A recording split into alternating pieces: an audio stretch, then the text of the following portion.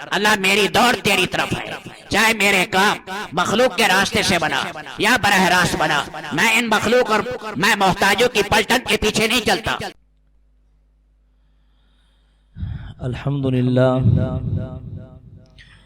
الحمدللہ وکفا وسلام علی عباده الذین اصطفى اما بعد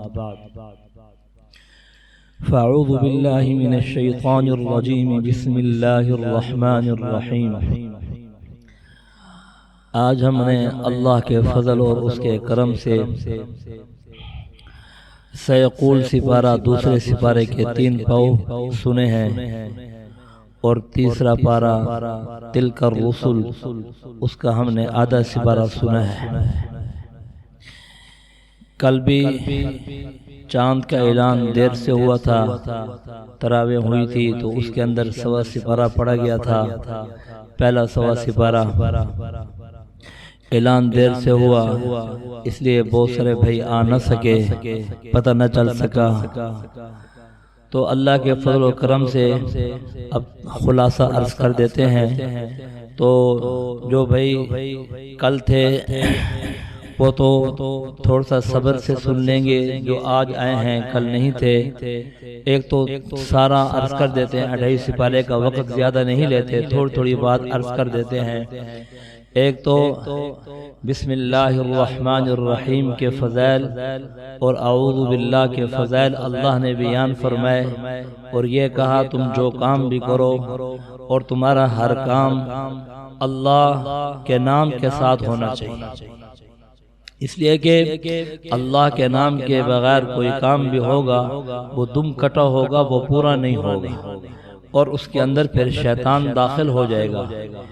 ایک مرتبہ نبی کریم صلی اللہ علیہ وسلم تشریف فرما تھے، ایک صحابی ساتھ کھانا کھا رہے تھے، تو انہوں نے آخر میں یہ کہا بسم اللہ اولہ و آخرہ۔ آپ علیہ السلام مسکرا پڑے۔ انہوں نے پوچھا یا رسول اللہ صلی اللہ علیہ وسلم آپ کیوں مسکرائے؟ آپ نے فرمایا اس نے جتنا کھانا کھایا تھا سارا کے سارا اس نے قے کر دی ہے تمہارے اس اللہ کے نام کے لینے کی وجہ سے۔ سورۃ فاتحہ یہ ایک ایسی سورت ہے، یہ سارے جتنے بھی اللہ کی طرف سے علوم ہیں، یہ سورت جو ہے ان تمام حتیٰ کہ قرآن مجید یہ اس کا بھی خلاصہ ہے۔ اور اس سورت کا خلاصہ ایاک نعبد و ایاک نستعین، ہم تیری ہی عبادت کرتے ہیں، تجھ ہی سے مدد طلب کرتے ہیں، تیرے بغیر ہمارا کام چل نہیں سکتا، تیرے بغیر ہمارا کام بن نہیں سکتا۔ پھر کہا اے اللہ ہمیں ان لوگوں کے راستے سے بچائے جن پر تیرا غضب ہوا، اور جو گمراہ ہوئے یعنی یہودی اور عیسائیوں کے راستے سے ہمیں بچانا، سیدھا راستہ ہمیں دکھانا، اور اس پر ہماری موت آ جائے۔ آگے سورۃ بقرہ کہنے لگے اللہ نے آگے گائے کا ذکر کیا، اس وجہ سے اس کا نام بقر سورۃ البقرہ پڑ گیا ہے۔ یہ بڑی صورت ہے، آج ہم نے یہ صورت مکمل کی۔ آگے ہم نے 2 رکوع سنے، کہنے کہ اس صورت کی فضیلت یہ ہے جس گھر میں یہ پڑھی جائے تو وہاں پر شیطان اور اسی طریقے سے مختلف قسم کے جادو کرنے والے اللہ ان کے اثرات سے آدمی کو محفوظ رکھتے ہیں۔ ہر آدمی کوشش کرے اپنے گھر والوں کے ذمہ لگائے، اور خود بھی کوشش کرے ہر گھر کے اندر سورۃ بقرہ پڑھی جائے۔ حضرت عبداللہ ابن عمر رضی اللہ تعالیٰ عنہ فرماتے ہیں میں نے 8 سال کے اندر سورۃ بقرہ سیکھی۔ کتنے سال میں؟ 8 سال میں میں نے سورۃ بقرہ سیکھی۔ آپ اندازہ لگاؤ صحابہ کو کیسے شوق تھا، اور پھر علوم کیسے سیکھا کرتے تھے اللہ کے نبی کے پاس بیٹھ کر کہ 8 سال کا کہہ دینا عرصہ آسان ہے، تو کہنے کہ یہ سورت ایسی ہے، کہنے کہ یہ تو کوہان کی طرح ہے، یہ کوئی معمولی سورت نہیں ہے، اس کی ہر آیت کے ساتھ 80 فرشتے نیچے اترے۔ اور جو اس کی یہ آیت ہے اللہ لا الہ الا هو الحی القیوم لا تأخذه سنة ولا نوم له ما في السماوات وما في الأرض من ذا الذي يشفع عنده إلا بإذنه يعلم ما بين أيديهم وما خلفهم ولا يحيطون بشيء من علمه إلا بما شاء وسع كرسيه السماوات والأرض ولا يؤوده حفظهما وهو العلي العظيم. کہنے یہ جب آئی تو سارے بادشاہ جتنے تھے ان کے تخت نیچے گرے اور ساری کائنات کے اندر سنسناہٹ چھا گئی کہ یہ اللہ لا الہ الا وہ اکیلا ہے، تنا تنا ہے، ہاں حی اور قیوم ہے، ہمیشہ زندہ رہنے والا ہے، اسے کوئی تھامنے والا نہیں، وہ ساری کائنات کو تھامنے والا ہے. یہ معمولی آیت نہیں تھی. عرض یہ کر رہا تھا تو سورہ بقرہ کے اندر بنی اسرائیل کا ایک واقعہ آیا. شروع میں اللہ نے تین لوگوں کے واقعات ذکر کے، ایمان والوں کے، منافقین کے، یہودیوں کے ذکر کیے. پھر آگے اللہ نے بتایا کہ یہ جو ہمارا ازلی دشمن شیطان، اللہ نے اس ابلیس سے کہا کہ آدم کو سجدہ کرو، لیکن اس نے کہا میں سجدہ نہیں کرتا. کہا کیوں نہیں کرتے، بات کیا ہے؟ کہا خلقتنی من نار وخلقتہ من طین، آپ نے مجھے پیدا کیا ہے آگ سے اور آگ کا خاصہ ہے اوپر جانا، اور آپ نے اسے پیدا کیا ہے مٹی سے اور مٹی کا خاصہ ہے نیچے ہو جانا. اللہ نے یہ کہا او شیطان تیرے بات میں یہ بات سمجھ میں نہیں آ رہی کہ یہ حکم کس کا ہے. کہنے لگا اسے یہ بات سمجھ نہیں آئی، اس کی وہ 7 لاکھ سال جو عبادت تھی وہ ساری کی ساری رائے گاہ چلی گئی. اس لیے کہتے ہیں آدمی انانیت میں آتا ہے، آدمی کے ذہن میں کوئی بات آ جاتی ہے، اس لیے کہ اپنے عبادت پر اپنے آپ پر گھمنڈ نہیں کرنا چاہیے، اپنے آپ کو چھوٹا سمجھنا چاہیے. ہاں اپنے آپ کو چھوٹا سمجھنا چاہیے. 7 لاکھ سال دیکھیں اور یہاں دیکھیں، ایک بات پہ اللہ نے امتحان لیا اور پکڑا گیا. ہر وقت آدمی جو ہے وہ ڈرتا رہے، اس کے اندر ہمیں سبق دیے ہے. آدم علیہ السلام نے کیا کہا تھا؟ ظلمنا انفسنا وان لم تغفر لنا وترحمنا لنكونن من الخاسرین. اے میرے رب مجھ سے ایک قصور ہو گیا تھا، آپ مجھے معاف کریں. آدم کی صفات یہ ہیں اور شیطان کی صفات یہ ہیں، جو ان صفات سے چلے گا اللہ کہتے ہیں ہم اسے نیچے ہونے کے ساتھ بھی اسے ہم اونچا کرتے چلیں. ہمارا یہ نظام ہے. ہاں مقابلہ بڑا سخت ہوا. آج ہر گھر میں ہر جگہ اسی چیز کا مقابلہ ہے. اللہ ہمیں وہ جذبات جو شیطانی جذبات ہیں، اللہ نے کہا جو چیز فرشتوں نے اعتراض کیا آدم کی پیدائش کے اوپر، یعنی آدم کی تخلیق پر جو مٹی سے بنایا گیا کہ آپ نے ایسی مخلوق بنا رہے ہیں جو دنیا میں جائے گی، فساد مچائے گی، سارا نظام خراب کر دے گی. پہلے جنات نے کیا کام کیا؟ اللہ نے کہا جو میں جانتا ہوں وہ تم نہیں جانتے. پھر امتحان لیا، پھر فرشتوں نے اقرار کیا کہ لگے ہاں قالوا سبحانك لا علم لنا الا ما علمتنا انك انت العلیم الحکیم. ہاں آپ واقع بڑے حکمت والے ہیں، آپ جاننے والے ہیں. ہم تو یہ اڑ گئے تھے کہ لگے اقرار کیا ساری چیزوں کے نام بتا دے، دنیا کی جتنی بھی اشیاء تھی. اب پوچھا فرشتوں سے تم بتاؤ، ادھر سے آدم سے پوچھا آپ بتائیے. فرشتوں نے انہیں چونکہ زندگی میں وہ چیزیں پیش نہیں آنی تھی، انہیں تو کچھ نہیں آتا تھا. فرشتوں سے آدم سے پوچھا، فر بتانے لگے ساری چیز، حتیٰ کہ انہوں نے نمک کا ذکر کیا، کھانے کا ذکر کیا، روٹی کا ذکر کیا، حتیٰ کہ یہاں تک لکھا ہوا ہے جلالین کے حاشیے میں انہوں نے انسان کا پیٹ کے اندر جو ریح ہوتی ہے اس کا ذکر کیا، اس کے نکلنے کا ذکر کیا. اب ان تمام تر چیزوں کے ساتھ فرشتوں کا تو کوئی واسطہ نہیں تھا، جس کا کہنے لگے ہاں بالکل آپ کی ذات ایسی ہے. اللہ نے یہ ذکر یہ بتایا کہ لگے ہمیشہ شیطان کی چال سے بچنا ہے. آگے بنی اسرائیل پر اللہ کی طرف سے جو انعامات ہوئے اس کا ذکر کیا. ہم نے کتنے انعام کیے، اسے ظالم سے ہم نے باہر نکالا اور یہ آگے پہنچے. پھر وادی تی میں آئے، ہم نے انہیں بٹیر کھلائے، ہم نے جو ہے نا من و سلوہ کھلایا، اور اسی طرح انہیں کھیر کھلائی. کپڑے میلے نہیں ہوتے تھے، لیکن ہمیشہ ان کی چالیں بتائی یہ یہود کی چالیں ہیں. پھر آگے بتایا ہم نے کہا کہ توبہ قبول نہیں ہوگی، کہ انہوں نے یہ بچڑا کی، یہ جو ظفر بن موسیٰ تھا اس نے جو ہے نا یہ ان کے لیے جو بچڑا بنایا ہے، تو لہذا اب ان کی جو ہے نا وہ کہنے لگا موسیٰ علیہ السلام 40 روزے رکھ کر کوہ طور پر کیا کرنے گئے ہیں؟ ہاں وہ اجعل الہنا آلہہ، کہ جو وہ ہم نے تو یہ بچڑا یہاں معبود بنا دیا ہے، تو یہ رب تو یہاں ہے، وہ وہاں تلاش کر رہے ہیں۔ اب کہنے لگے 6 لاکھ میں سے 5,88,000 قوم مرتد ہو گئی، واپس آئے، انہیں داڑھی پکڑی، کہنے لگے میرے بھائی میرے داڑھی نہ پکڑ، میں نے تو محنت کی تھی۔ اس ظالم نے یہ کہا، پھر اس کا واقعہ انشاءاللہ 15 سپارے میں آئے گا، وہاں ذکر کریں گے تفصیل کے ساتھ۔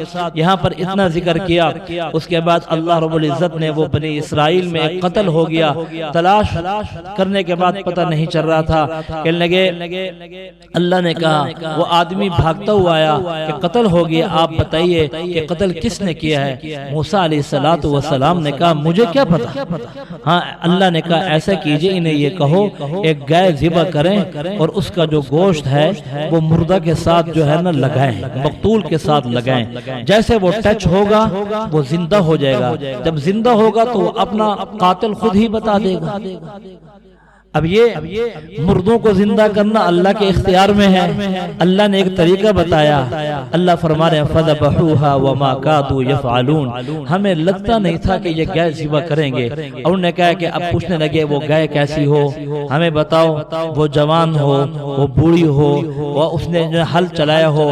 اللہ نے کہا تفصیل کے ساتھ بتایا، اس میں یہ بھی نہ ہو ہل بھی نہ چلایا ہو، زمین کے اندر جو ہے وہ نہ چلی ہو، پانی کو بھی لے کر نہ گئی ہو، ہاں اس کا رنگ کے بارے میں کہا اس کا رنگ زرد ہو، کہ اس طرح کے شرائط جس طرح وہ پوچھتے گئے شرائط بڑھتی گئی۔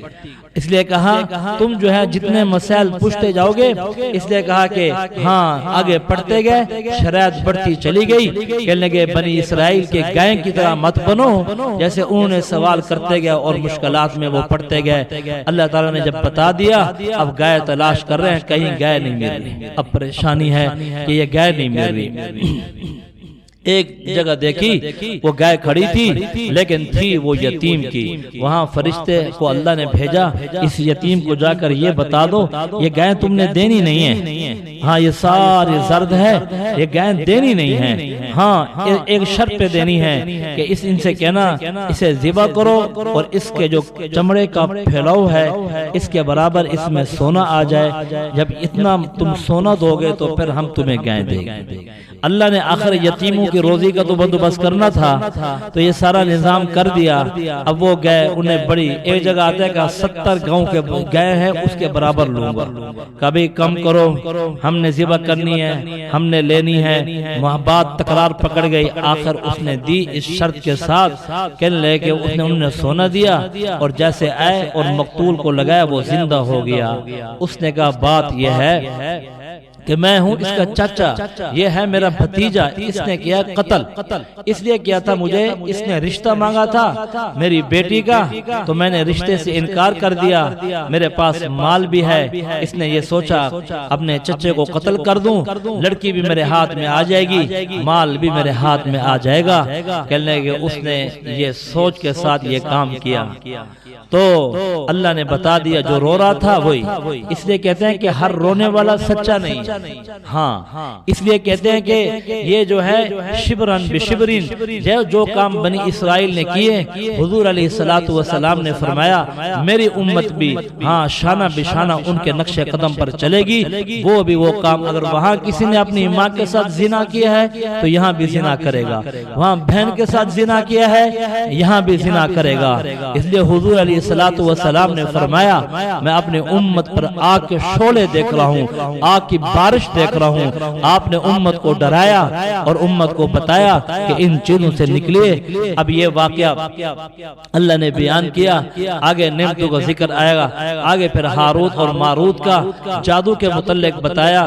یہ ساری بنی اسرائیلی روایات حقیقت میں کوئی نہیں ہے، اس لیے کہا کہنے لگے یہ ہاروت اور ماروت اوپر سے آئے ہیں، ان کے پاس ایسے ایسے جادو ہیں اور جادو کے ذریعے سارا نظام چلاتے ہیں، تو لوگ ان کے پاس آتے ہیں، سیکھ کر جاتے ہیں، کہ ان کے پاس ایسی چیزیں ایک آئے کہ ہم تمہیں سکھاتے تو ہیں لیکن یہ تم نے جادو اور یہ کام کرنے نہیں ہیں۔ کل بھی میں نے یہ بات وضاحت سے عرض کی تھی، بہت سارے لوگ ایسے ہیں، بہت سارے لوگ کیا کیا کہ انہوں نے خون کے ساتھ قرآن لکھا، حتیٰ کہ وہ حیض والے پانی کے ساتھ اور نفاس والے خون کے ساتھ انہوں نے قرآن لکھا، اس حالت میں لکھا، اور جب اسے قبرستان میں رکھ کر آؤ، کہنے لگے جادو کرنے والا کہ اسے قتل کر دو۔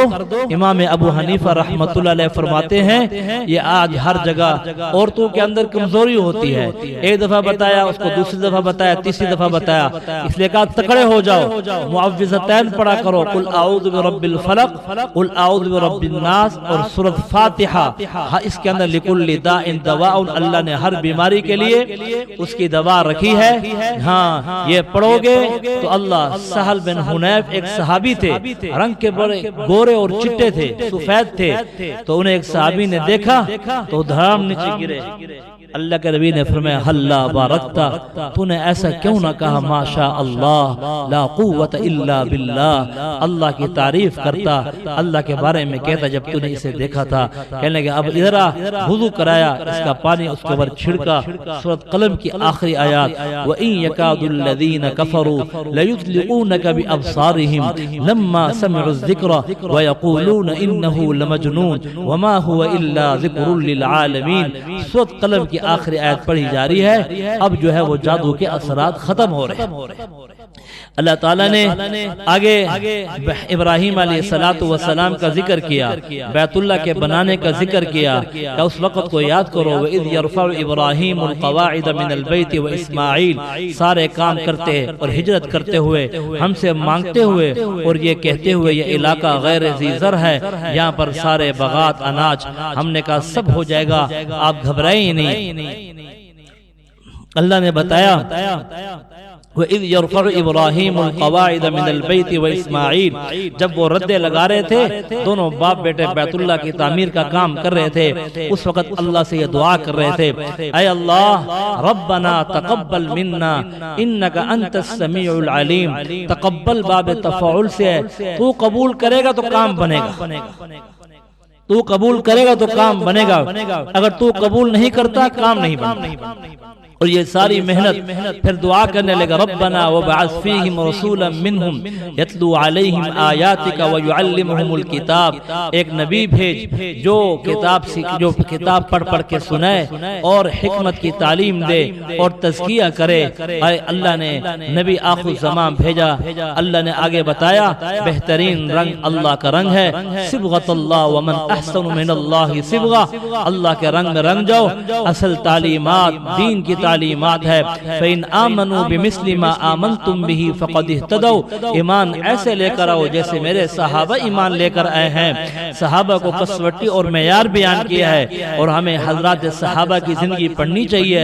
حضرت مولانا یوسف کاندھلوی رحمۃ اللہ علیہ کی یہ کتاب حیات الصحابہ، یہ تو ہر آدمی اس کا مطالعہ کرے، بڑی بہترین کتاب ہے، آدمی کا تزکیہ بھی کرتی ہے، آدمی کو مجاہدے کے بارے میں بھی بتاتی ہے، ہر پہلو سے اس کے اندر بیان کیا گیا۔ آگے تحویل قبلے کے بارے میں بتایا، کہنے لگے یہ یہود اور مشرکین آپس میں کہنے لگے پہلے تو ہمارا قبلہ اچھا تھا، پھر یہاں سے اس قبلے کے لیے ہاں اللہ تعالیٰ امتحان لینا چاہتے تھے، اور یہ ساری باتیں ہر جگہ کہہ رہے تھے۔ اب عجیب بات ہے، کبھی یہ قبلہ، اب بیت المقدس بیت المقدس بھی کہتے ہیں، یہاں نماز پڑھ رہے ہیں، 17 مہینے نماز پڑھی، اس کے بعد دوبارہ آپ چاہتے تھے بیت اللہ کی طرف، آپ اوپر مڑ مڑ کے دیکھتے تھے۔ اے محمد صلی اللہ علیہ وسلم آپ گھبرائے نہیں، جہاں چہرہ کیے ہر طرف اللہ ہی ہے۔ کہنے لگے یہاں پر تحویل قبلے کے سارے احکامات تفصیل کے ساتھ بیان کیے۔ آگے کہا تم جتنے بھی شہید ہیں یاد رکھنا وہ سارے کے سارے زندہ ہیں، جب شہید زندہ ہیں انبیاء کے بارے میں کیا کہنا؟ جو لوگ یہ کہتے ہیں انبیاء اپنے قبروں میں مردہ ہیں، ان کا دین کے ساتھ تعلق نہیں ہے، شہید بھی اپنے قبروں کے اندر زندہ ہیں۔ وَلَا تَقُولُوا لِمَن يُقْتَلُ فِي سَبِيلِ اللَّهِ أَمْوَاتٌ بَلْ أَحْيَاءٌ ولكن لا تشعرون. آگے کہا وَلَنَبْلُوَنَّكُمْ بِشَيْءٍ مِّنَ الْخَوْفِ وَالْجُوعِ. ہم مختلف آزمائش کرتے ہیں، کبھی تمہارا مال لیں گے، کبھی تمہاری جانیں لیں گے، ہاں کبھی خوف آئے گا، کبھی دوسرے حالات آئیں گے، لیکن ہم دیکھتے ہیں کہ تم دین پر جمتے ہو یا چھوڑ کر چلے جاتے ہو. کہ وَبَشِّرِ الصَّابِرِينَ، خوشخبری ہے صبر والوں کے لیے. پھر آگے کہا اللہ کی قدرت کے بارے میں کہا ان فی خلق السماوات والارض واختلاف اللیل والنہار. زمین اور آسمان کا بنانا دیکھیے، دن اور رات کا اختلاف دیکھیے، سمندروں کے اندر کشتیوں کا چلنا دیکھیے. آگے اللہ تعالیٰ نے بیان کرنے کے بعد یہ کہا، تھوڑا سا مشرکین کے بارے میں ذکر کیا اور یہود کے بارے میں کہا. پھر یہاں پر یہ ذکر کر دیا یہ جو جس پر اللہ کا نام نہ پڑا ہو ذبیحہ وہ حرام ہے، اور ساتھ یہ کہا جو دب کر مر گیا وہ بھی حرام ہے. کہنے لگے کہ ہاں ذبیحہ جو ہونا چاہیے اس کے لیے حلال ہونے کے لیے شرط ہے. کہنے لگے ہاں وہ دبا ہوا بھی نہ ہو، اللہ کا نام لیا جائے اس پر. اور ساتھ ہی آگے اللہ نے کہا لیس البر، یہاں سے آج قاری صاحب نے پڑھا ان تولوا وجوہکم قبل المشرق والمغرب. یہود نے اور مشرکین نے اور عیسائیوں نے اعتراض کیا یہ کیسا نبی ہے، کبھی ادھر منہ کر کے نماز پڑھتا ہے، کبھی ادھر منہ کر کے نماز پڑھتا ہے، کبھی کون سی بات کرتا ہے، کبھی کون سی بات کرتا ہے. ہر گلی میں، ہر دکان میں، ہر محفل میں، ہر مجلس میں یہ بات ہو گئی اور ہر وقت اس کے تذکرے چل رہے ہیں. اللہ نے یہ آیات اتاری لیس البر ان تولوا وجوہکم، یہ کوئی نیکی نہیں ہے کہ منہ کا پھیر دینا. ہاں ان تولوا وجوہکم قبل المشرق والمغرب ولکن المشرق، ہاں مشرق کی طرف مغرب، ہاں نیکی یہ ہے ولکن البر من آمن باللہ، اللہ پر ایمان لینا، آخرت پر ایمان لے کر آنا، تمام کتابوں پر ایمان لے کر آنا، رسولوں پر ایمان لے کر آنا، باللہ والیوم الآخر وکتبہ ورسلہ.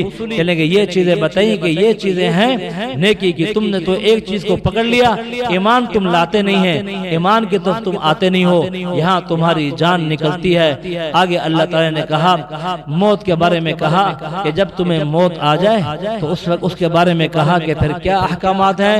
اذا حضر احدکم الموت، موت کے بارے میں کہنے گا مرنے والا اگر وہ وصیت کرتا ہے تو اس کے تہائی مال میں وصیت جائز ہے. مثال کے طور پر 3 لاکھ روپے اس کے پاس ہے، قرضہ نہیں چھوڑا ہوا، پہلے تو قرضہ ادا کریں گے، اب قرضہ جو ہے ادا کرنے کے بعد دیکھیں گے پھر وصیت اس کی چلے گی تہائی مال کے اندر. 3 لاکھ چھوڑا ہے تو 1 لاکھ میں وصیت جائے گی.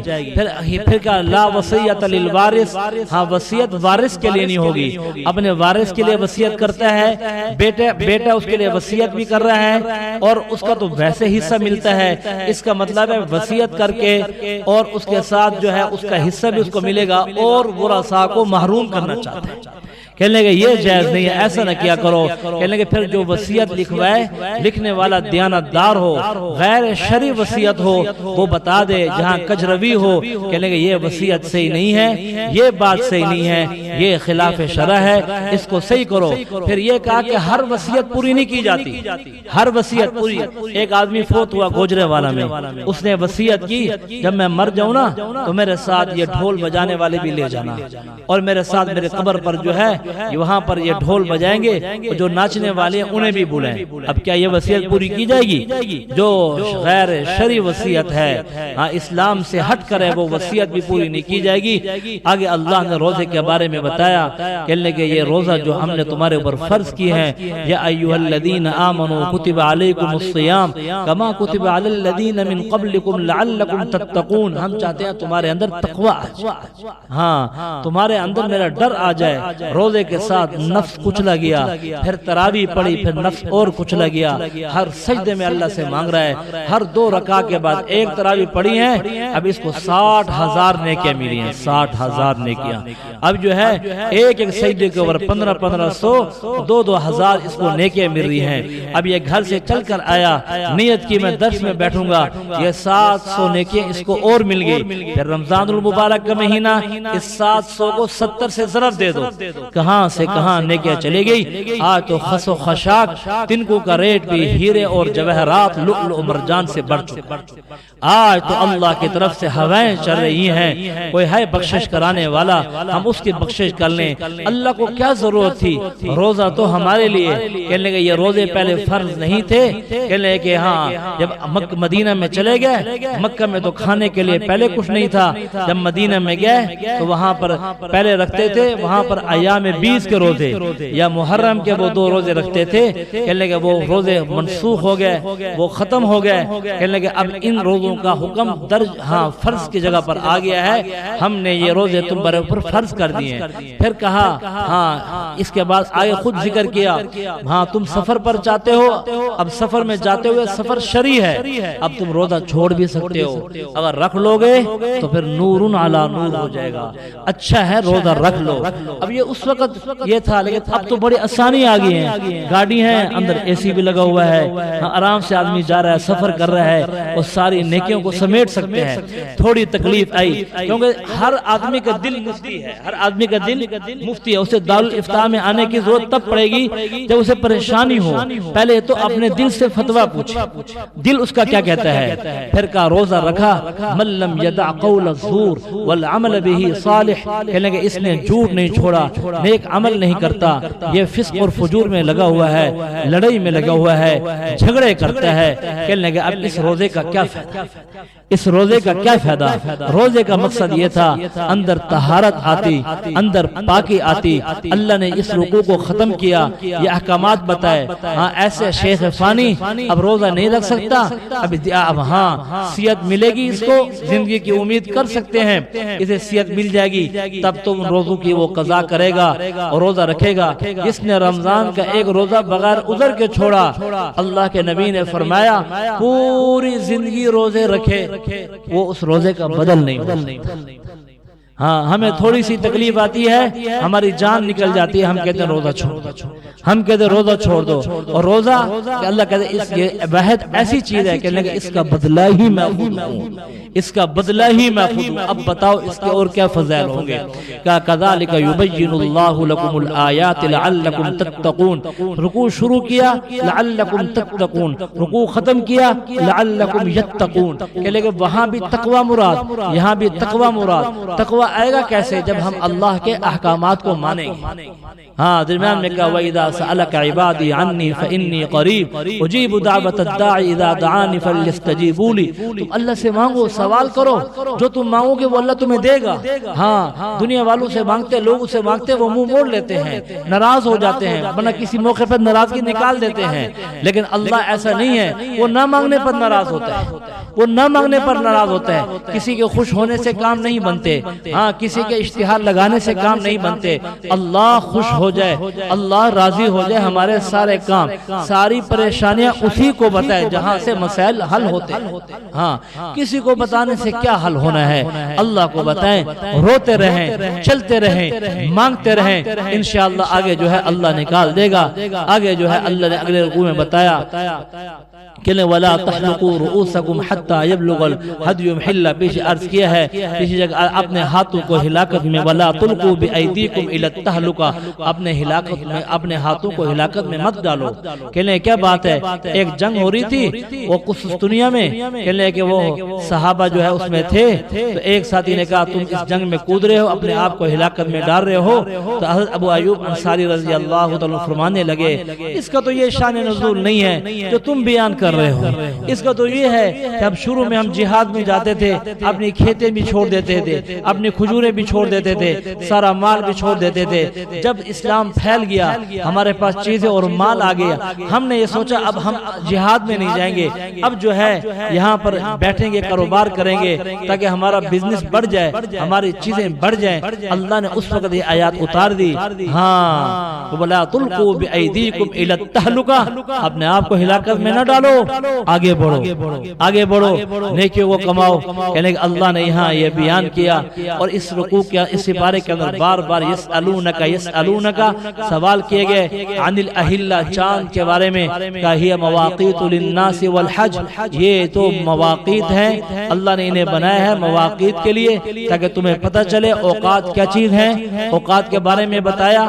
اور آگے یسألونک عن المحیض، سوال کیا گیا حیض کے بارے میں، یسألونک عن الانفال، سوال کیا گیا خرچ کے بارے میں، آپ کا ایک دفعہ چہرہ انور جو ہے وہ سرخ ہو گیا اور یہ کہا، آپ نے فرمایا یہ بار بار سوال مت کیا کرو، یہ تو ان لوگوں کی عادت تھی، اللہ اس سے ناراض ہوتے ہیں۔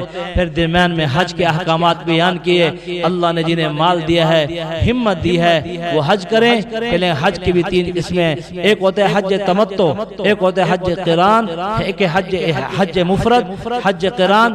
عمرہ بھی اس نے نیت کر لی ہے اور ساتھ جو ہے ایک سفر کے اندر 2 فائدے اٹھائے گا۔ یہاں پر یہ گیا ہے، اس نے نیت کر لی ہے میں عمرہ بھی کروں گا، میں حج بھی کروں گا، اور جب دونوں سے فارغ ہوتا ہے، اب فارغ ہونے کے بعد شیطان کو جب 3 دن کنکرے مار لیتا ہے، کنکرے مارنے کے بعد پہلے اپنی قربانی کا پتہ کرے گا، قربانی ہو چکی ہے تو پھر اس کے بعد اپنا حلق کرا لے گا۔ اس لیے کہا حج تمتع، حج قران، آپ نے حج قران کیا، بعض کہنے لگے حج تمتع، یہ کیا عمرہ کے لیے، احرام کھول دیا، پھر دوبارہ یہ حج کے لیے کیا۔ پھر حج کے اندر یہ بتایا کیا کام کرنے ہیں، ولا رفث ولا فسوق ولا جدال فی الحج، یہ حج 5 دنوں کا نام ہے، 9، 10، 11، 12، 13، ان دنوں تم نے کوئی کام نہیں کرنے، وہاں جھگڑا نہیں کرنا، گناہ کی بات نہیں کرنی، میاں بیوی والی بات نہیں کرنی، کوئی ایسی بات نہیں کرنی، اللہ وہاں ناراض ہو جائیں گے۔ یہ حج ایک بڑا عمل ہے، کہنے کا جو حج نہیں کرتا فَأَبَوَاهُ يُحَوِّدَانِهِ أَوْ يُنَصِّرَانِهِ أَوْ يُمَجِّسَانِهِ، چاہے یہودی ہو کر مرے، چاہے نصرانی ہو کر مرے، چاہے مجوسی ہو کر مرے، اللہ کے نبی نے فرمایا ہمیں اس سے کوئی سروکار نہیں ہے۔ اس لیے کہ فرضیت ہو چکی ہے، آدمی خود دیکھے۔ پھر جوانی کے حج کا تو کیا کہنا ہے، اکثر دیکھتے ہیں مالدار تو سیر کے لیے جاتے ہیں اور غربا کے لیے جو ہے ان کے اندر ہمت ہے وہ قرض لیتے ہیں۔ یہ حج کا ایسا قرضہ ہوتا ہے جب آدمی ہمت کر لے اور وہاں چلا جائے، وہاں کرتا ہے قربانی ہے، قربانی اس کے پاس نہیں تھی تو 3 روزے وہاں رکھ لیے ہیں، اب واپسی جب آئے گا تو 7 روزے یہاں رکھ لیں گے۔ تفصیل کے ساتھ جو ہے یہ حج بیان کیا۔ جو بھائی حج پر جا رہے ہیں تو انشاءاللہ رمضان المبارک کے بعد ہماری کوشش یہ ہے یہاں پر حج کی نشستیں جو ہیں وہ ان کا انتخاب کیا جائے اور یہاں پر حج سکھایا جائے، حج سیکھ کر جائیں۔ ایک ساتھی گیا مولانا مکی صاحب کے پاس، وہاں پر ہوتے ہیں، اس نے کہا حضرت میں نے اس طرح حج کیا ہے، یہ جو میں نے آپ کو لکھ کے بتایا نا کہ اس میں کوئی دم ہے، اس حج میں کوئی دم ہے؟ انہوں نے فرمایا تیرا حج جو ہے نا وہ دم دم دم دم ہوا پڑا ہے۔ کیا بلا؟ تو اس میں ایک دم نہیں ہے، کئی دم آ گیا۔ تو جب دم آتا ہے تو پھر آدمی کا بھی دم گھٹتا ہے، پھر وہ ضرب دیتے ہیں ریالوں کے ساتھ، یہاں پیسے کتنے بنتے ہیں، اس لیے اتنے بڑے عمل کے لیے آدمی جا رہا ہے تو سیکھ لے۔ اس میں کیا ہے، تھوڑی سی ہمت کرے، کوشش کرے، جب آدمی سیکھ لے گا تو یہ آدمی آگے جائے گا۔ اللہ تعالیٰ نے آگے بتایا، کہنے لگے حیض کے متعلق بتایا، کہنے لگے حیض کی صورت کے اندر تم اپنے عورتوں کے پاس مت جاؤ، یہ گندگی ہے، ہاں پاک صاف ہو جائیں۔ لیکن بعض لوگ یہ کہنے لگے کہ تم پیچھے سے اپنی عورتوں کے پاس آگے کے راستے سے نہیں جا سکتے۔ اللہ نے قرآن مجید میں اتار دیا فَأْتُوا حَرْثَكُمْ أَنَّا شِئْتُمْ، کہ فَأْتُوا حرث کہتے ہیں کھیتی کو، أَنَّا شِئْتُمْ کا معنی ہوتا ہے جہاں کہیں سے بھی تم جاؤ لیکن تمہاری منزل مقصود ایک ہو، ہاں اس کے علاوہ نہیں جانا۔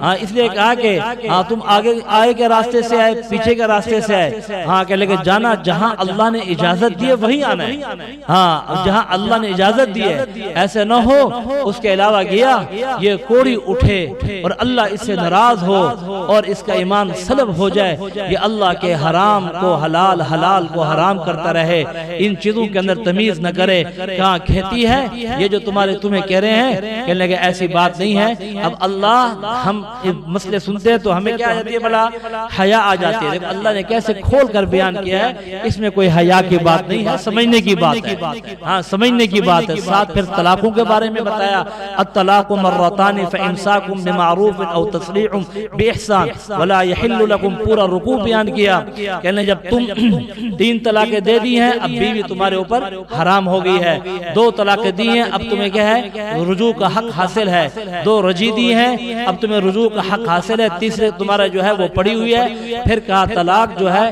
یہ اللہ نے تمہیں دی ہے اس کا اختیار، لیکن ایسا اختیار استعمال نہ کرنا، عورت کو پریشان کرتے رہنا، ہاں اس کی جو ہے وہ وہاں سے اس کی جو ہے نا کچھ ایام گزرے اور اس کا زمانہ جو ہے وہ پاکی کا آیا، جسے قروء سے تعبیر کیا، بعد طہر سے تعبیر کیا، اب جو ہے دوبارہ جب دیکھا اس کے وقت پورے ہونے والے ہیں یا اپنے 3 حیض پورے کرنے والی ہے یا 3 طہر پورے کرنے والی ہے، آخر میں پھر رجوع کر لیا، پھر تنگ کرنے کے لیے پھر چلتا رہا، پھر رجوع کر لیا۔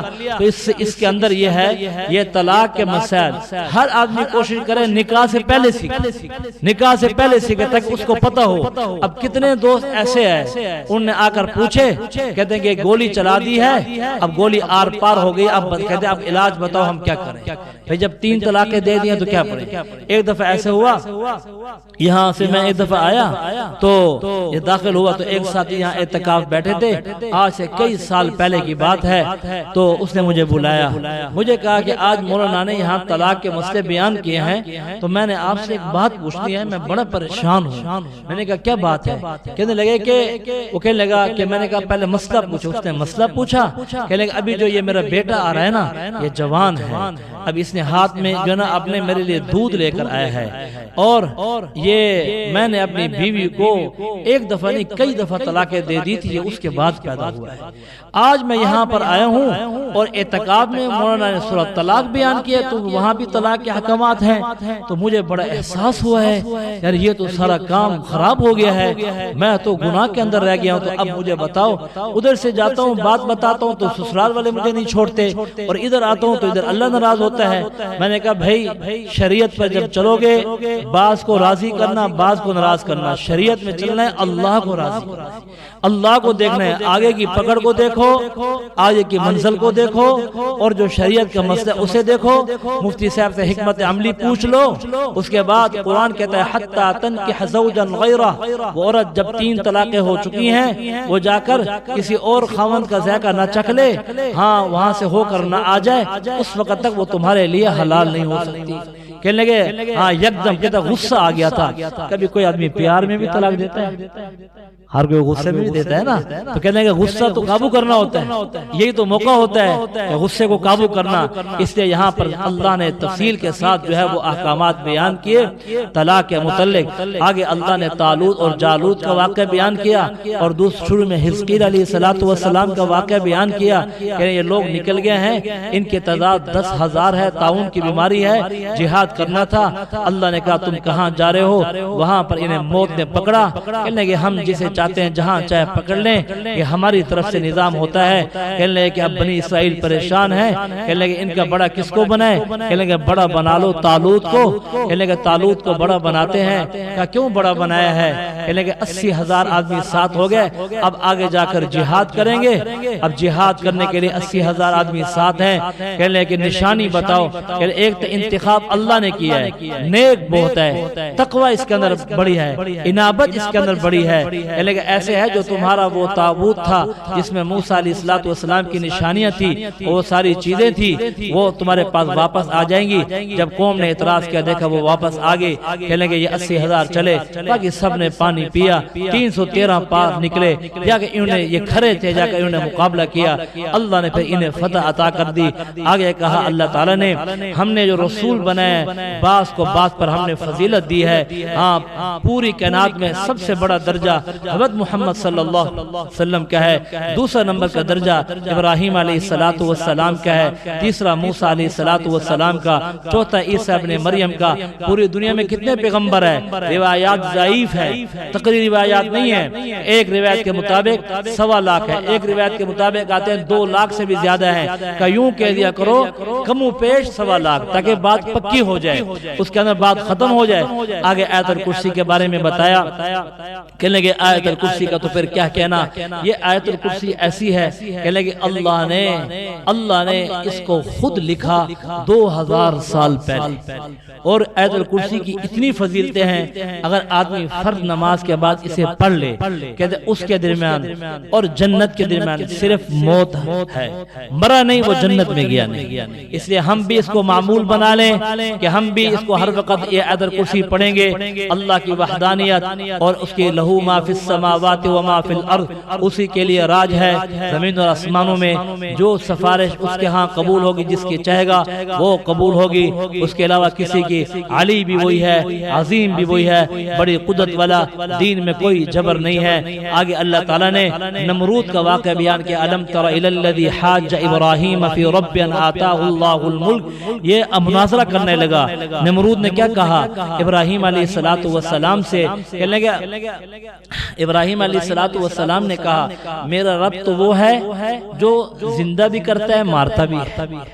آگے سے وہ کہنے لگا یہ دونوں کام میں بھی تو کر لیتا ہوں۔ اچھا ایک آدمی دو قیدی بلائے، جو تھا قصوروار اسے چھوڑ دیا اور جو بے قصور تھا اس کو پھانسی دے۔ ابراہیم علیہ الصلوۃ والسلام نے کہا یہ تو عقل کا اندھا ہے، عقل کا مارا ہوا ہے، اسے تو زندگی کے مفہوم کا پتہ ہی نہیں۔ ہاں زندگی ڈالنا، ہاں اور زندگی نکال دینا، موت دینا اللہ کے سوا کس کے پاس ہے؟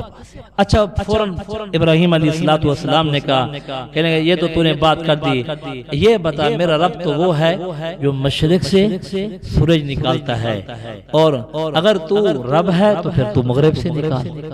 کہنے لگا اب سوچنے پڑ گیا کہ اگر یہ بات کہہ دیتا اس کے برعکس میں تو وہ ہوں جو مشرق سے نکالتا ہوں، کیا کہتا بلا میں تو وہ ہوں جو مشرق سے نکالتا ہوں، ہاں تم اپنے رب سے یہ کہو وہ مغرب سے نکالے۔ روایات میں آتا ہے اللہ اسی وقت سورج نکال دیتے، سارے لوگ مسلمان ہو جاتے۔ اللہ نے نہیں نکالا، اس نے کہا نہیں، وہ فبہت الذی کفر، ہاں مبہوت ہو گیا، کوئی جواب نہیں دے سکا۔ کہنے گیا واللہ لا، یہ ظالم لوگ ہیں۔ آگے ابراہیم علیہ الصلوۃ والسلام کا واقعہ بیان کیا، اس سے پیچھے اللہ تعالیٰ نے ایک اور نبی کا واقعہ بیان کیا، او کالذی مر علی قریہ وہی خاویۃ علی عروشها قال انا یحیی هذه اللہ بعد موتها۔ اے اللہ ان لوگوں کو آپ یہ ساری بستی گری پڑی ہے، کہنے گئے سارے لوگ مرے پڑے ہیں، آپ کیسے زندہ کریں گے؟ آپ کیسے زندہ کریں گے؟ کہنے کہ اللہ تعالیٰ نے اسے وہیں پر موت دی۔ اس نبی کو جیسے وہ مرے، کہنے کہ اللہ نے انہیں زندہ کیا، انہیں جب جیسے اٹھے اور اٹھنے کے بعد اللہ نے پوچھا تمہیں پتہ ہے تم کتنی دیر یہاں ٹھہرے؟ کہا کم لبستا، کہا یومن او بعض یوم، کل دن تھا تو دن گزر گیا، تو کہا ایک دن گزر گیا، دن کے درمیان تھا تو کہا آدھا دن، کہا فانظر الی طعامک و شرابک لم یتسنى، دیکھیے اپنی سواری کی طرف، گدھے کو دیکھا وہ بالکل ٹکڑے ٹکڑے ریزہ ریزہ ہو گیا تھا۔ اب کھانے کی طرف دیکھیے وہ شیرہ تازہ پڑا ہوا ہے، کھانا تازہ پڑا ہوا ہے، کہا ہم نے 100 عام، ہم نے تمہیں 100 سال موت دی۔ کتنا؟ 100 سال۔ جب ہم تمہیں زندہ کر سکتے ہیں کیا قیامت میں زندہ نہیں کریں گے؟ کہنے لگے کہ اب لمبا واقعہ، بستی میں گیا، پوچھا کہ وہ تو چلے گئے فوت ہو گئے۔ آگے ابراہیم علیہ الصلوۃ والسلام نے پوچھا اے میرے رب آپ مردوں کو زندہ کیسے کرتے؟ ابراہیم علیہ الصلوۃ اللہ نے کہا قال اولم تؤمن، کیا تو آپ ایمان نہیں لاتے؟ اللہ ایمان تو ہے، میں کہتا ہوں مشاہدے کا تو پھر کیا ہی کہنا ہے؟ کیا کہا مشاہدے کا کیا ہی کہنا ہے؟ اللہ نے کہا چاہیے 4 پرندے لو، مور کو لیا اور فاختہ کو لیا اور مرغ کو لیا، اور 7 روایات مختلف آتا ہے کبوتر کو لیا، اس طرح ایک اور پرندہ تھا طاؤس کو لیا، یہ 4 تھے۔ کہنے لگے اب اسے جو ہے ذبح کرو، اس کے ٹکڑے ٹکڑے کرو، ٹکڑے ٹکڑے کرنے کے بعد کہا یہ مختلف پہاڑوں پہ رکھ کر آؤ، اب بلاؤ مرغے کو بلاؤ، اب جو ہے طاؤس کو بلاؤ، اب مور کو بلاؤ۔ اب جیسے مرغے کو بلایا اس کے پر ہوا میں اکٹھے ہوئے، جڑتے گیا، وہ سارا جڑ گیا۔ جب قریب آئے تو اس کو مرغے کو جو ہے نا وہ مور کا سر لگایا تو اس نے قبول نہیں کیا، ہاں اس کا اپنا سر لگایا تو اس نے قبول کر لیا۔ کہے گا ہاں اے اللہ تو ایسا ہی ہے، تو بالکل مردوں کو زندہ کرتا ہے۔ آگے خرچ کرنے کے بارے میں بتایا ہے، تو خرچ کرتا ہے، ہاں اللہ کہتا ہے مجھے 700 گنا زیادہ کرتے ہیں، بڑا انعام یہ دیں گے۔ قاری صاحب نے پڑھا لا خوف علیہم ولا هم يحزنون، نہ ان پر خوف ہوگا نہ وہ غمگین ہوں گے، ان پر کوئی غم نہیں ہوگا، وہ مزے کے اندر ہوں گے۔ اس لیے کہا ہاں ابو دہدہ تو نے کیا کیا، تو نے جنت کا سامان لے لے۔ ایک صحابی کا واقعہ نہیں آتا، لین لگی ہوئی ہے، کتابیں بھری ہوئی ہیں، صحابہ آتے تھے اور آ کر خرچ کر دیتے تھے اللہ کے راستے میں۔ آپ نے فرمایا تم نے تو جنت کی تجارت کی ہے، تم نے تو اچھا سودا کر دیا ہے۔ اور انفاق کے بارے میں، ساتھ سود کے بارے میں بتایا کہ انما البیع مثل الربا وحل اللہ البیع وحرم الربا۔ تم سود کو اس تجارت کی طرح کہتے ہو، ہاں یہ تمہارے آنکھوں کا دھوکہ ہے۔ بظاہر تمہیں لگتا ہے سود میں ہمارے 120 ہو گئے ہیں اور زکوٰۃ کے اندر 20 کٹ گئے ہیں، 80 ہو گئے ہیں۔ اللہ نے فرمایا یہ غلط ہے، ہم تو زکوٰۃ میں تمہیں بڑھاتے ہیں اور سود کے اندر تمہارے گھٹاتے ہیں۔ یتخبطہ الشیطان من المس، ہاں یہ آئے گا، اس کو شیطان اس پر چھائے ہوا ہوگا اور اس کی عجیب حالت ہوگی، اور فرشتے جو ہے یہ خون کی نہر میں چل رہا ہوگا، اس کو پتھر مار رہے ہوں گے، یہ آدمی بہت پریشان ہوگا۔ کتنے واقعات ہیں، ایک ساتھی کا اربوں روپے تھے، لیکن جب وہ فوت ہوا اولاد نے سارا بیچ بچا کر سارا ختم کر دیا۔ اس نے کہا حلال کی طرف بھاگو۔ سعد بن وقاص نے کہا یا رسول اللہ صلی اللہ علیہ وسلم آپ میرے لیے دعا کیوں نہیں کرتے؟ اللہ مجھے مستجاب الدعوات میں سے بنائے، میری ہر دعا قبول کرے۔ آپ نے کہا سعد پھر حلال کا انتظام، اس کا انتظام کرو، حلال کا انتظام کرو۔ حلال تھوڑا ہوتا ہے، حلال جلتی نہیں، جنہیں آپ دیکھتے ہیں فیکٹری پہ فیکٹری لگا رہے ہیں، اوپر جا رہے ہیں یا کسی کے گردنوں پر پاؤں رکھ کر جا رہے ہیں، ایسے کوئی نہیں جا سکتا۔ کہنے کہ حلال جو ہوتا ہے یہ تھوڑا ہوتا ہے، لیکن برکت دیکھو، برکت کس کے اندر ہے، اللہ خود بیان کر رہے ہیں۔ اور کہنے کہ سود کے بارے میں کیا کہا، اپنے چچا عباس سے کہہ رہے ہیں، کہنے کہ سود معاف کر دو، 10 کروڑ اس سے زیادہ ہے۔ آپ حج میں مینا میں آئے، عباس کی آواز بعد 12 میل تک جاتی تھی، یا رسول اللہ آپ نے تو میرا سود معاف کیا ہے، آج میرا اصل بھی معاف، آج میں اصل بھی معاف کرتا ہوں۔ اس لیے کہا ان جکڑ بندیوں سے نکلے۔ اللہ نے کہا یاد رکھو، ہاں یا ایھا الذین آمنوا اتقوا اللہ وذروا ما بقی من الربا ان کنتم مؤمنین فإن لم تفعلوا فأذنوا بحرب من اللہ۔ تم نے اللہ کے ساتھ، اس کے رسول کے ساتھ اعلان جنگ کیا ہوا ہے، اعلان جنگ کیا ہوا ہے، اس لیے نکلے۔ کتنے دوست ایسے ہیں تھوڑا سا پیسہ دیا تھا آج تک اپنی جان نہیں چھڑا سکتے، تو اللہ نے سود کی خوب مذمت بیان کی۔ اور یہ حدیث میں بھی آتا ہے سود کا ایک پیسہ لینا یہ ایسا ہے جیسے کہ اپنی ماں کے ساتھ 36 دفعہ زنا کرنا، اس سے بدتر ہے، اس سے بدتر ہے سود کا۔ اب آپ قرآن پڑھیے، قرآن کا آگے اللہ نے آیات مداینہ، قرآن کی سب سے بڑی آیات، یا ایھا الذین آمنوا اذا تداینتم بدین الی اجل مسمى فاکتبوہ۔ اب یہ کہ لگے جب بھی کوئی معاملہ کرو تم اپنے درمیان کاتب بٹھاؤ، لکھنے والا بٹھاؤ، اور بیٹھنے والا عادل ہو، اپنے ہر معاملے کو لکھ لیا کرو۔ ہاں ایسے نہ ہو تم معاملہ لکھتے نہیں اور وہ معاملہ جو ہے آگے جا کر تمہاری لڑائی کا سبب بن جاتا ہے۔ اس لیے کہتے ہیں جو معاملہ ہو، چھوٹا ہو بڑا ہو، اللہ کتنے خیر خواہ ہیں، سارے احکامات بتا رہے ہیں کہ یہ تمہارا لکھنا اچھا ہے لیکن لکھنے والا دیانتدار ہو، اس کا جھکاؤ نہ ہو۔ اب ایسے لکھنے والے لے کر آتے ہیں جو جھکاؤ والے ہوتے، کہتے ہیں نہیں نہیں صحیح صاف معاملہ لکھو، اس کے اندر وقت کی تعین بھی لکھ دو، اور اگر وقت تم نے تو طے کر لیا ہے، تمہارے پاس انتظام نہیں ہو رہا، اس کے پاس پہلے سے چلے جاؤ، اس کو بتاؤ بھائی جان ہمیں مہلت دے دے تو ٹھیک ہے، ورنہ اس کے قرضے کا انتظام کرو۔ پھر ایسا ہوگا، پھر دلوں کے اندر زنگ آئے گا، پھر دوری ہوتی جائے گی۔ آخر میں کہا للہ ما فی السماوات وما فی الارض، سارا کچھ اللہ کے لیے ہے، زمین و آسمان۔ وَإِن تُبْدُوا مَا فِي أَنفُسِكُمْ أَوْ تُخْفُوهُ يُحَاسِبْكُم بِهِ اللَّهُ۔ صحابہ کرام رونے لگے، زارو قطار، جان نکل گئی۔ آپ نے پوچھا میرے صحابہ کیوں روتے ہو، کیا بات ہے؟ کہنے لگے یا رسول اللہ صلی اللہ علیہ وسلم اگر ہم اپنے وساوس اور خیالات کو زبان پر لائے نا تو ہم کوئلہ ہو جائیں۔ ایسے خیالات اللہ کے بارے میں، ایسے خیالات قرآن کے بارے میں، ایسے گناہوں کے وساوس کا آ جانا، ہم پریشان ہیں، ہمیں بتاؤ اب تو ہم بچ نہیں سکتے، اللہ کا عذاب ہمیں جھلس دے گا۔ کہنے کہ اللہ کے نبی نے فرمایا ہاں خیالات پر جم جانا، خیالات کو جمانا، اس میں مزے لینا، اسے نکلو، ہاں خیالات پہ پکڑ نہیں ہے، جو تم نے گناہ کا ارادہ کر لیا، گناہ کیا، اب اللہ تمہیں موقع دیتے ہیں، ایک گھڑی موقع دو، توبہ نہیں کرتے اس کے بعد اللہ پکڑ کرتے ہیں، جب اس کے بعد یہ اے اب ہاں لا طاقت لنا بھی، ہم کسی آدمی کے اور اس سے زیادہ بوجھ نہیں ڈالتے، اب آدمی جو ہے وہ خوش ہو گیا۔ اس کی جو آخری آیات ہیں واعف عنا وآمن الرسول سے لے کر آخر تک کہنے کہ جو آدمی رات کو یہ پڑھ کر سوتا ہے اس کا ثواب لیلۃ القدر کے برابر ہے۔ آمن الرسول بما انزل الیہ من ربہ والمؤمنون کل آمن باللہ وملائکتہ وکتبہ ورسلہ لا نفرق بین احد من رسلہ قالوا سمعنا واطعنا، ہم کسی نبی کے درمیان تفریق نہیں کرتے، سب کو مانتے ہیں، تو کہا کہ ہم نے سن لیا مان لیا، اے ہمارے رب اس کے اندر خود اپنی درخواست دینے کا طریقہ بتا رہے ہیں۔ رب درخواست دینے کا طریقہ بتا دے تو اور ہمیں چاہیے کیا؟ اللہ خود کہہ رہے ہیں کہ معافی یوں مانگنی ہے، اور جو درخواست دینے کا طریقہ بتا رہے ہیں کہ مجھے درخواست یوں دو، کیا وہ قبول نہیں کرے گا؟ وہ قبول بھی کرے گا۔ واعف عنا واغفر لنا وارحمنا انت مولانا فانصرنا علی القوم الکافرین، اے اللہ ہمارے گناہوں کو معاف بھی کر، رحم بھی فرما، کافروں پر ہماری مدد بھی فرما۔ آگے سورۃ آل عمران، جو آل عمران کہنے لگے یہ عمران جو تھے مریم علیہ السلام کے والد، بڑے نیک آدمی، ان کے نام پر سورت کا نام پڑ گیا۔ آگے جا کر 37 آیات ان کے آگے آتی ہے، 3-4 رکوع چھوڑ کر یا وہاں پر ان کا ذکر آئے گا تو اس کا نام وہاں سے یہ نام پڑ گیا سورت کا، کہ شروع کے اندر اللہ نے اپنی تقدیس کو بیان کیا، حروف مقطعات ہیں۔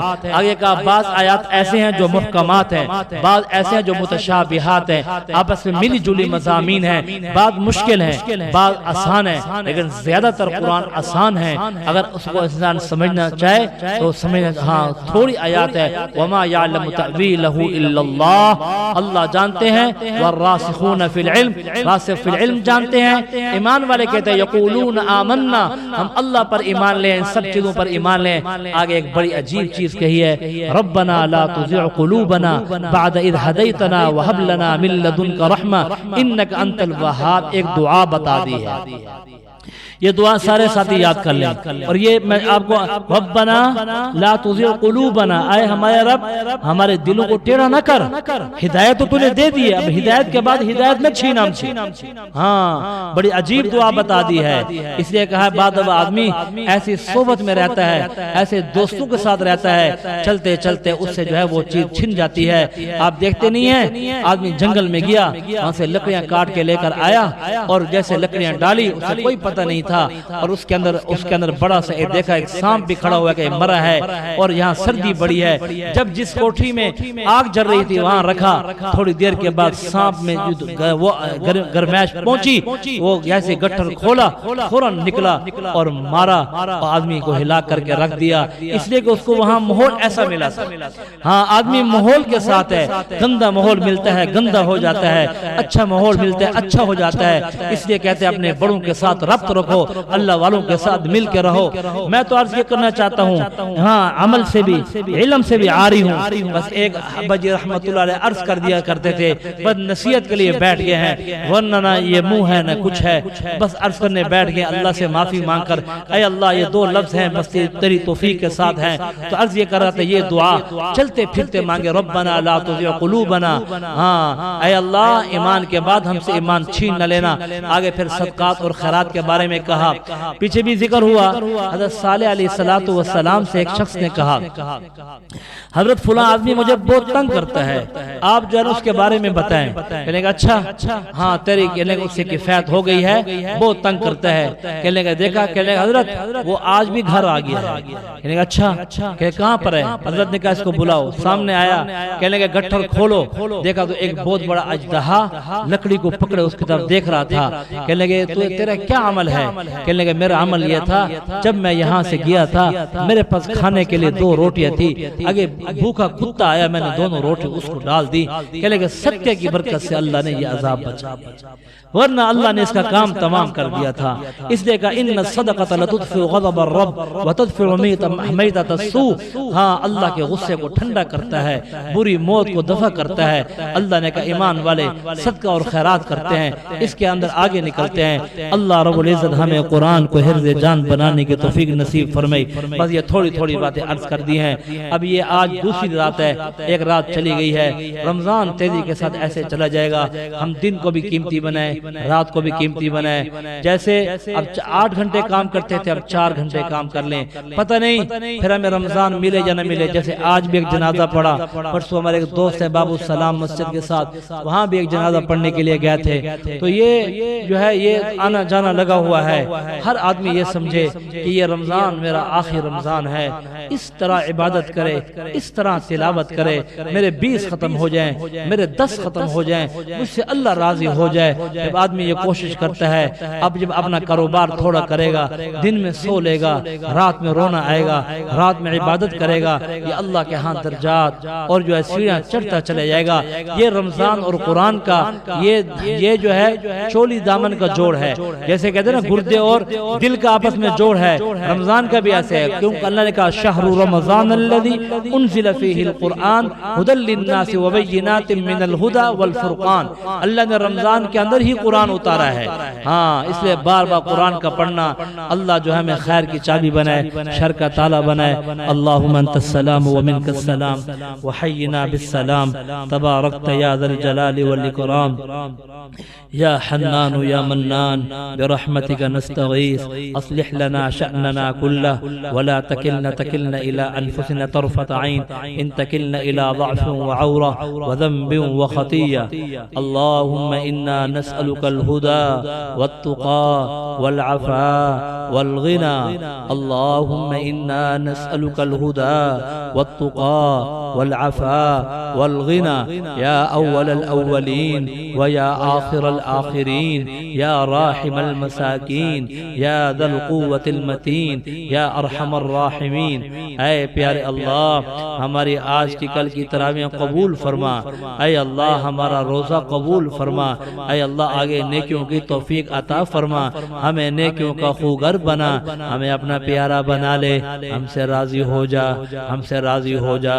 اے کریم رب یہ سارے حالات تیری ناراضگی کی وجہ سے آ رہے ہیں، یہ سارے حالات تیری ناراضگی کی وجہ سے آ رہے ہیں۔ اے اللہ اپنا غصہ ٹھنڈا فرما، اپنا غصہ ٹھنڈا فرما۔ اے اللہ ضعفاء کا خیال فرما، ضعفاء کا خیال فرما، ضعفاء کا خیال فرما، ہمیں نیکیوں میں بڑھنے والا بنا، قرآن کی تلاوت کا شوق نصیب فرما، بڑھ چڑھ کر روزے کو یا اللہ تمام شرائط کے ساتھ پورا کرنے والا بنا۔ اے اللہ قرآن کے ساتھ ہمارا لو لگا دے، ہمارے غصے کو، ہماری خواہشات اور ہمارے جذبات کو اے کریم رب ختم فرما۔ اے اللہ ہمیں سچا مسلم بنا، سچا محمدی بنا۔ اے پیارے اللہ، اے اللہ ہم نہیں جانتے، اے اللہ ہم نہیں جانتے آگے ہمارے دن کیسے گزریں گے، آپ جب چاہ لیں گے تو اچھے گزر جائیں گے۔ اے اللہ اپنے آپ کو تیرے حوالے کرتے ہیں، اے اللہ اپنے آپ کو تیرے حوالے کرتے ہیں۔ اے اللہ شریعت مطہرہ پر چلانا، اے اللہ شریعت مطہرہ پر چلانا، اے اللہ اپنے دین کے ساتھ چمٹنے والا بنانا، اے اللہ دین پر جان دینے والا بنانا، اے اللہ اپنی مرضیات سے بچانا، اے اللہ اپنی مرضیات سے بچانا، اے اللہ قدم قدم پر حفاظت اور رہنمائی فرما دینا، جو نہیں مانگ سکے وہ بھی ہمیں عطا فرما۔ جزا اللہ عنا محمدا ما هو اہلہ وصلی اللہ تعالی علی خیر خلق محمد وعلی آلہ واصحابہ وآل بیتہ وازواجہ وذریاتہ اجمعین آمین آمین برحمتک۔ اللہ میری دوڑ تیری طرف ہے، چاہے میرے کام مخلوق کے راستے سے بنا یا براہ راست بنا، میں ان مخلوق اور میں محتاجوں کی پلٹن کے پیچھے نہیں چلتا۔